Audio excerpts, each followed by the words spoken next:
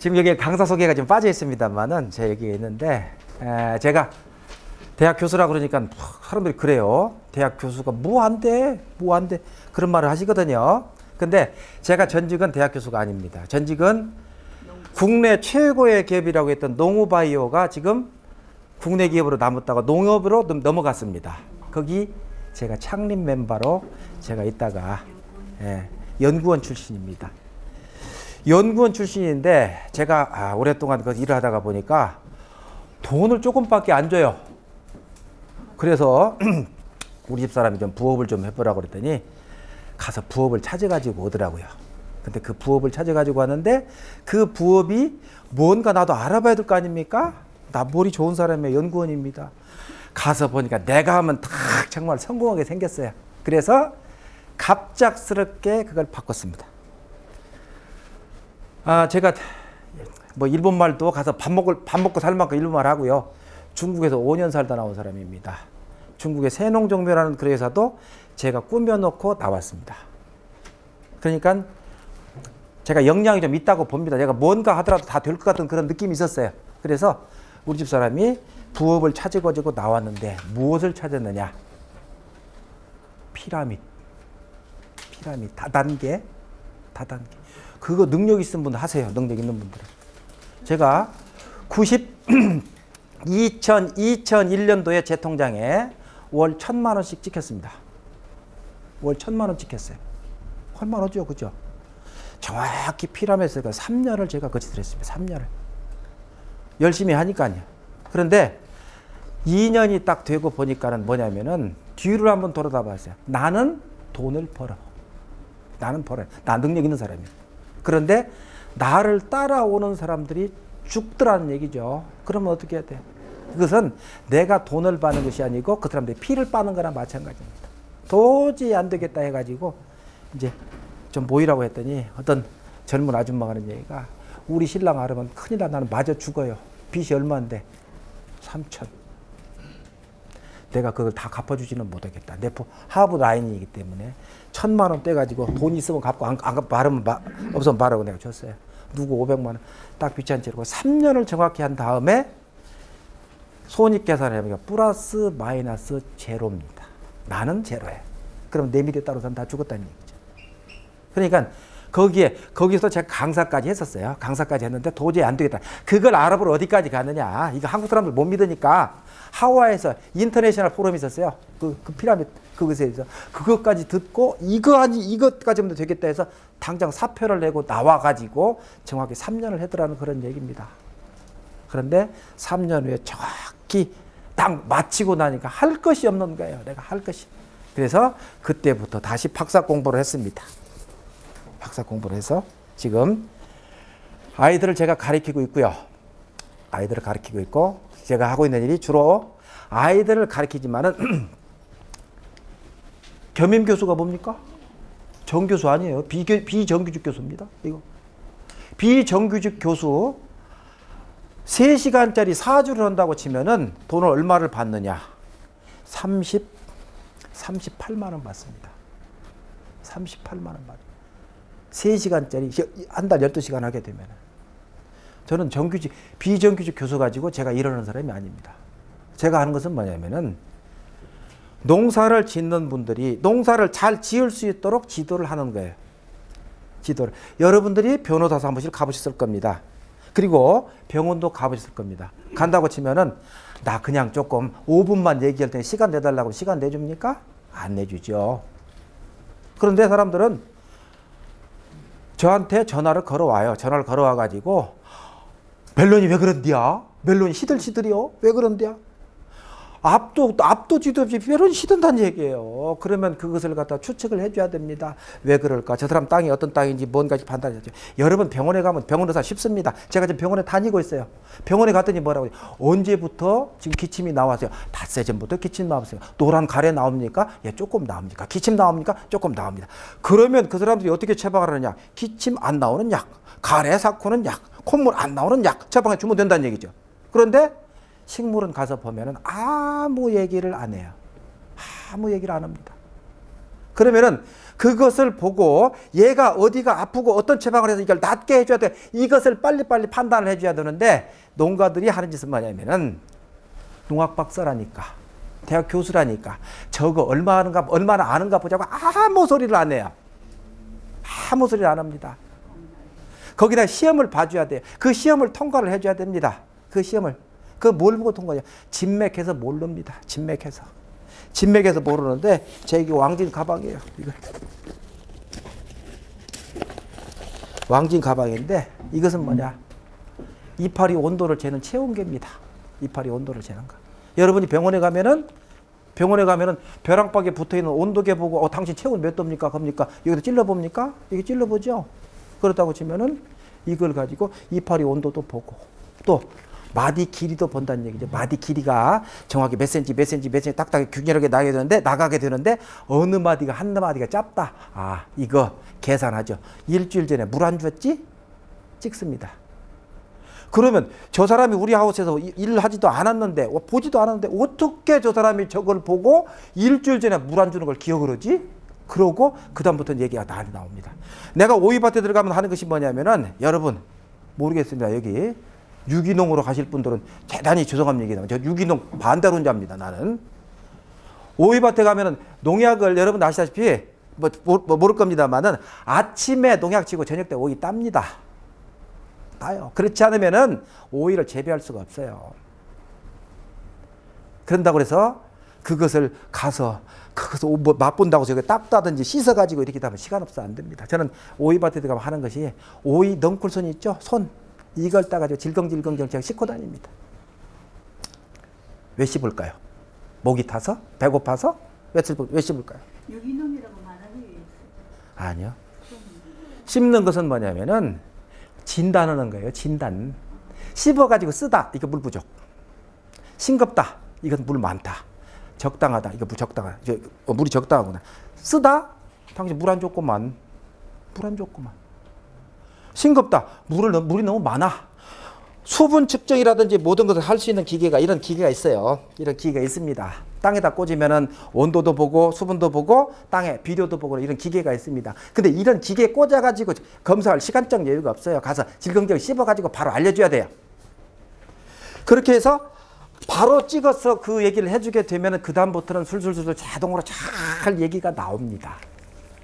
그런데 현재까지 농사를 짓는 분들 어떤 생각들을 가지고 있느냐? 대학 교수들이 뭐 알아? 그런 얘기를 하거든요.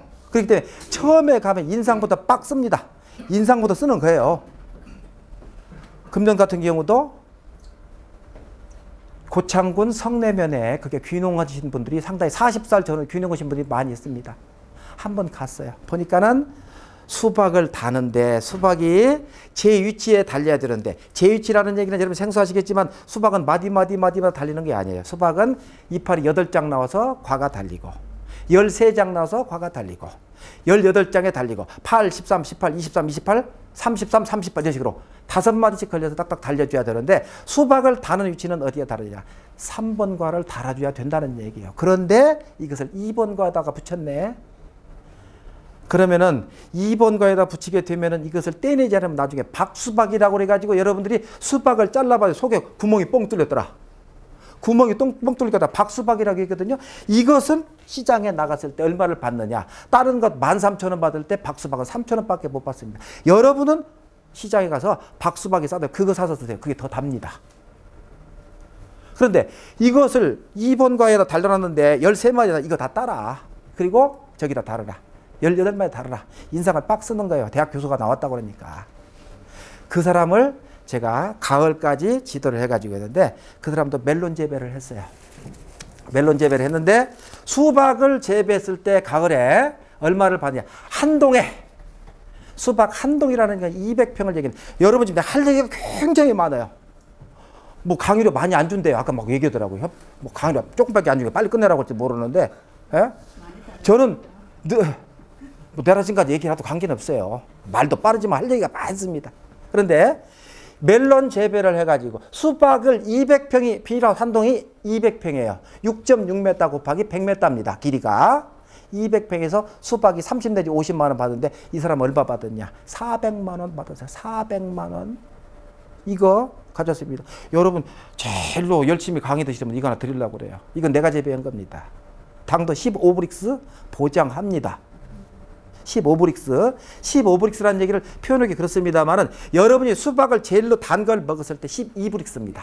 도마도 제일로 단 것을 먹었을 때 8브릭스입니다. 그 정도밖에 안 되거든요.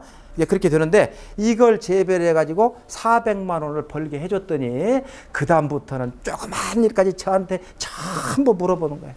그래 미안할까 싶어가지고 절대 미안한 생각 갖지 말고 나한테 물어봐. 물어보면 내가 답을 해줄 테니까 그렇게 지도를 하고 있습니다만은 여러분들이 귀농을 하신다고 하더라도 여러분들이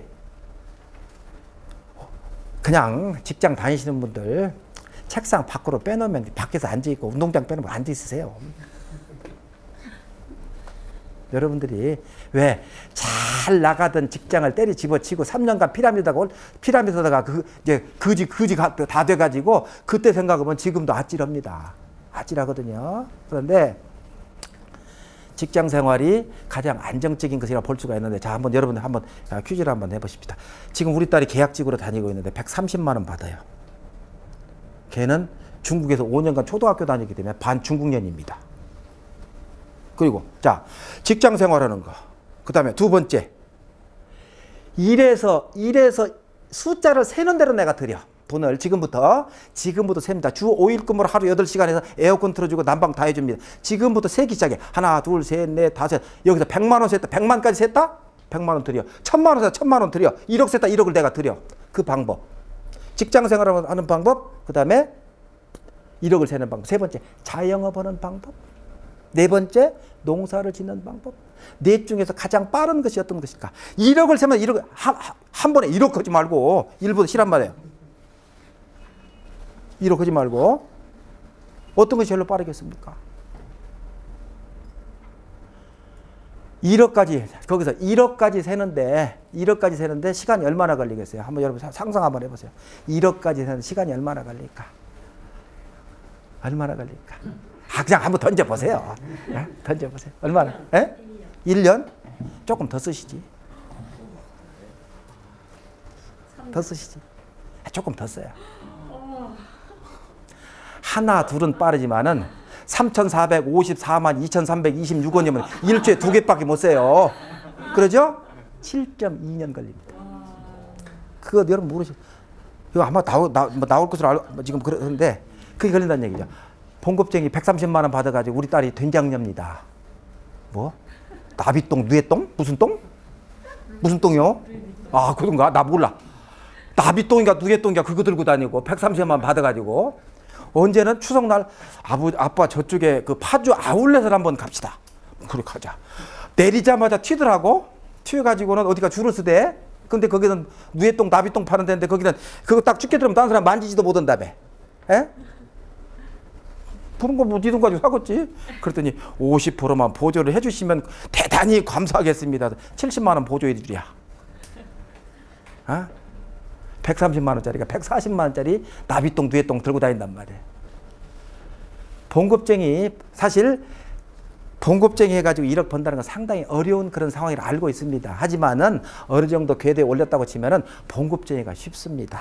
그리고 자영업자들 평균 수익이 굉장히 낮아요. 그리고 퇴직했으니까 자영업 하겠다 생각도 하지 마세요. 생각도 하지 마. 망할 직종들 한번 불러보세요. 커피배네 커피 무슨 뭐 자바 커피 무슨 커피 이거 금방 죽네. 에? 그러죠? 뭔 놈에게 커피가 이렇게 많아. 에? 집에서 숭늉 먹던 사람들이 이런 것들을 해가지고 돈 버는 사람이 많이 없답니다.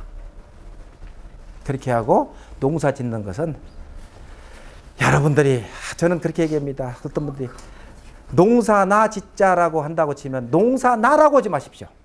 농사도지예요. 거기는 물리, 화학, 뭐 국문학은 안 들어갈지 모르겠습니다. 수학 다 들어가요. 왜 비료 계산해야 되니까. 종합적인 과학이 들어간 것이 바로 농업입니다. 그렇기 때문에 여러분이 결정하신다고 치면 섣부르게 하지 말고 농사나가 아니고 농사도 짓는다라고 여러분이 생각하시는 게 좋습니다. 자, 좋죠. 자, 실내 골프장이 있답니다. 그러죠. 여기서 손짓 들어오면 여기서 하는데 산골살이 행복한 비움이라고 이 책도 해놨네. 왜 성공한 사람만 갖다 얘기를 하는지 난 도저히 이해가 안 가요. 몇 프로가 성공하는데, 몇 프로가 성공하는데. 실패한 사람 얘기 들어봤어요? 방송에 나와서 나는 실패했습니다 같은 거 봤습니까? 성공 확률 5%입니다. 그런데 그렇게 제가 지금 비관적인 얘기를 하고 있습니다만은 꼭 비관적인 것만은 아니다. 농사가 비관적인 것만 아니에요. 농사 괜찮아요.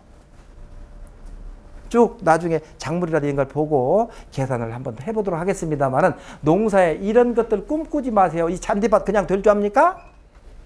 잔디밭 풀 안 매면은 잔디 다 죽어요. 풀 누가 매? 내가 매야? 여러분 매야 돼요. 제주제 뿌리지? 자, 제주제도 얘기를 해보십시다. 너무 유기농 난 유기농 반대론자라고 얘기를 했어요. 제가 우리 팀들을 데리고 호주도 가봤고 멜론 팀들 데리고 제가 미국도 캘리포니아도 가봤습니다만은 거기 이쪽에서 저쪽 끝까지가 2km예요. 멜론밭이 이쪽에서 저쪽에 4km야. 그런데 풀이 하나도 없어. 다 메꿨지. 그죠? 거기 쪼그리고 앉아서 제초제 다 들어갑니다. 그런데 우리나라만 유독하니 제초제를 못 쓰게 한단 말이에요. 자, 뭐 연식이 되신 분들 있네요. 옛날에 그 경험 있죠? 여기다가 뭐 이렇게 풍풍 풍겨줬죠. 뭐? DDT. 지금 DDT 썼다는 큰일 나는 거예요. 근데 지금 한갑 넘었습니다만 아직까지 멀쩡해요.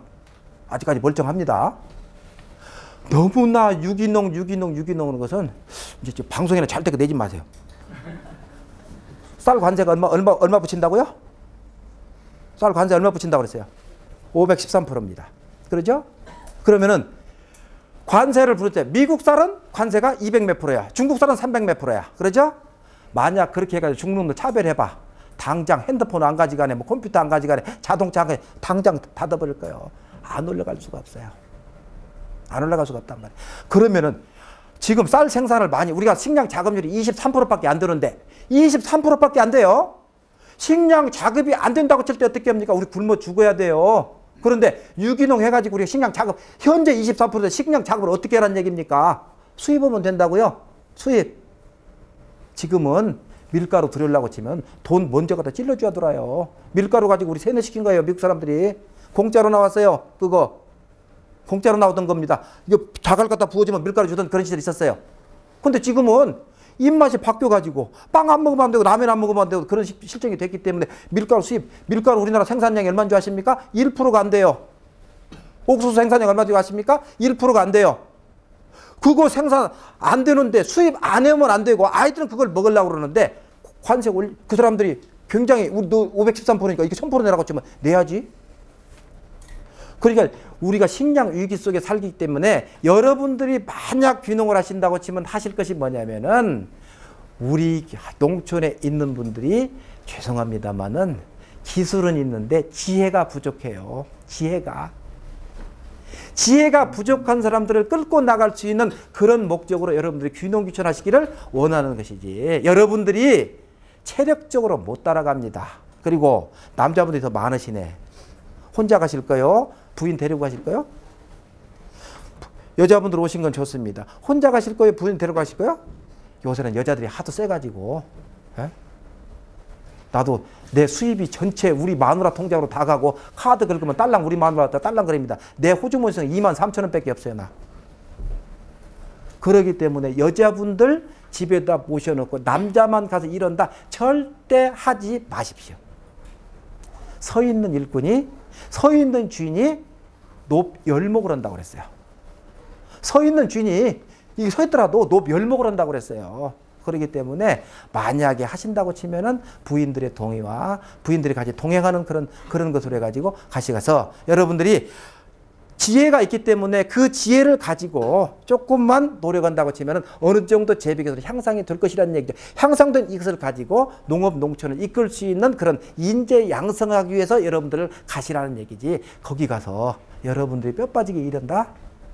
많이 힘듭니다. 나중에 소득 분석 전부 다 해드렸어요. 한번 보십시다. 상농은 작토하며 중농은 작곡하고 하농은 작초한다는 이런 얘기가 있습니다.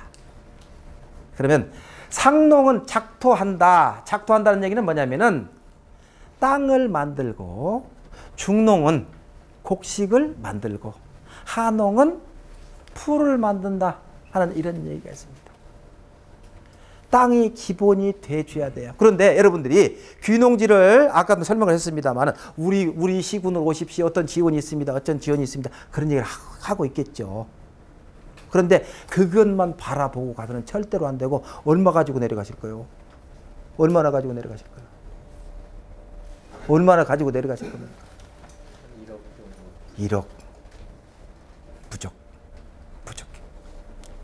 지원 여러분이 인터넷 보면 뭐 털고 보면 나중에 남는 것이 어떤 그런 얘기가 나오는데 기본적으로 있어야 할 것이 저는 벼농사 나 잘 모릅니다. 만약에 벼농사를 한다고 치십시다. 벼농사. 쌀 한 마지기 200평, 660평방미터를 한 마지기라고 얘기를 합니다. 한 마지기에서 벼 몇 가마니 나와요? 80kg짜리? 80kg짜리 몇 가마니 나옵니까? 3가마니 내지 4가마니 나옵니다. 뭐 잘하면 4가마니. 80kg, 100mm 그렇게 나온다는 얘기죠. 그러면 자 보십시오. 지금 얼마예요? 17만 6천 원인가? 18만 원 될 겁니다. 그런데 그러면 지을 땅이 있어야 할 거 아니에요.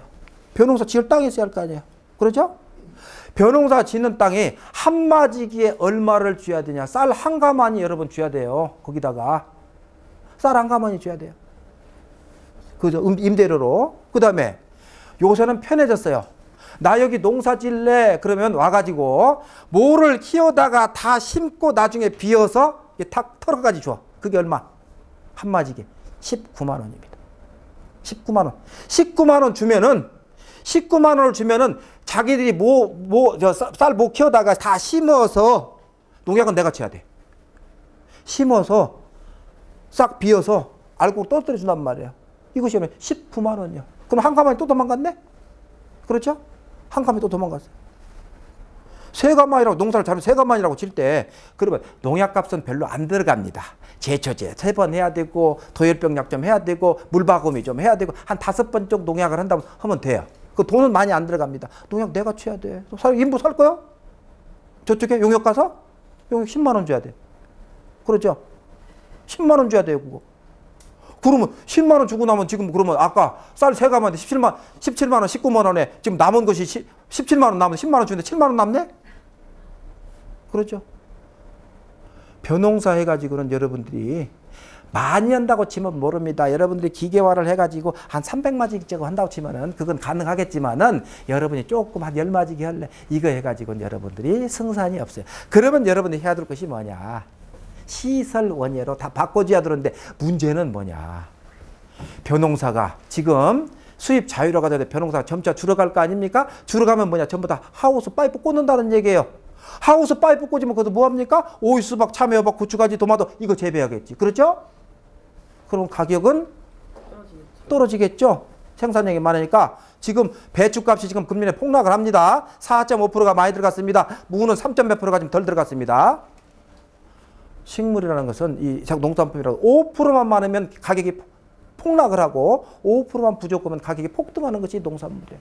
그렇다고 칠 때 어떻게 하느냐. 내가 살아나갈 방법은 어떻게 품질을 향상시켜가지고 내 것은 무지무지게 답니다. 내 것은 무지무지게 이쁩니다. 내 것은 무슨 기능성도 있습니다. 이런 것들을 거기다가 집어넣어 그런 것들 기능을 집어넣어가지고 판매를 하지 않으면 안 된다는 얘기죠. 자, 그래서 자 국내 농업 현황을 한번 보죠. 여러분이 작목 선택을 하기 위해서 필요한 그런 내용이기 때문에 이걸 조금 이렇게 좀 나열을 해봤습니다. 해봤는데 우리나라의 농업 총 식량 작물이 나 잘 몰라요 이거 10억, 100억, 1000억, 9억 7조 9조 7천억인가? 9조 7천억이에요? 그렇게 되고 저기가 채소가 10조입니다. 10조. 과실, 과수, 복숭아, 포도, 살구, 뭐 이게 그것이 3조 8,170이네. 3조 정도 돼요. 특용작물, 약용작물, 화해류 7,510억밖에 안 됩니다.